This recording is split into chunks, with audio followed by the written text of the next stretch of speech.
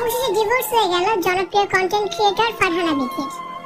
গভীর রাতে ফারহানা বিথি তার সোশ্যাল হ্যান্ডেলে নিজে লিখেছেন ডিভোর্স উইথ রাত বিন আলম। এরপর থেকেই সোশ্যাল মিডিয়া জুড়ে ব্যাপক তোলপাড় আলোচনা। আমি জানি যে আমি কিভাবে আসলে আমি তো গরিব, মেয়েরা গরিব থাকলে কি এসে যায় বলেন আমাকে।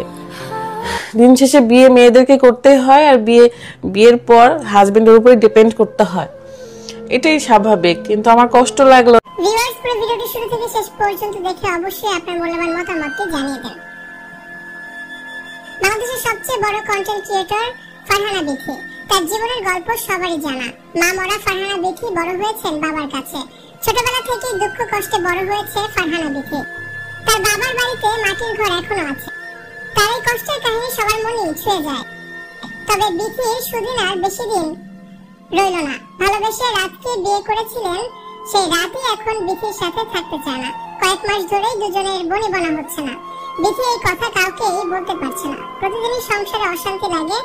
গতকাল বিথির ভিডিওতে দেখা যায় চোখের নিচে কালো দাগ, চোখ ফুলে গেছে। চোখে আঘাত করলে যেমন হয় ঠিক তেমনই। মূলত তখন থেকে গুঞ্জন ছড়িয়ে পড়ে রাত বিথিকে মেরেছে। এরপর রাত 1টার দিকে বিথি নিজেই স্টোরিতে লেখেন রাজের সাথে তার ডিভোর্স হয়ে গেছে। বিথি লেখেন ডিভোর্স উইথ রাত বিন আলম।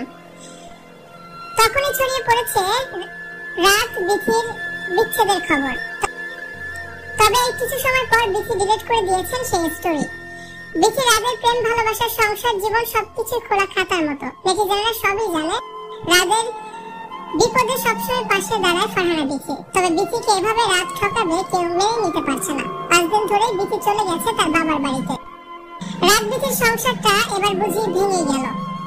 বিথির শ্বশুর শাশুড়ির মধ্যে অনেক ঝামেলা। কয়েকদিন ধরে এই কথা শোনা যাচ্ছে। তার শ্বশুর আবার বিয়ে করেছে, সেখানে 1 বছর পূর্তি হয়েছে। এসব নানান বিষয়ে বিথির জীবন এখন অতিষ্ঠ হয়ে গেছে। এখন রাতও বিথিকে মারধর করে, বিথিকে ছেড়ে দিতে চায়। ভিউয়ার্স, রাত বিথির ডিভোর্স নিয়ে আপনাদের কি মতামত কমেন্টস করে অবশ্যই জানিয়ে দিন। আর এই বিষয়ে জানতে যুক্ত থাকুন আমাদের সাথে।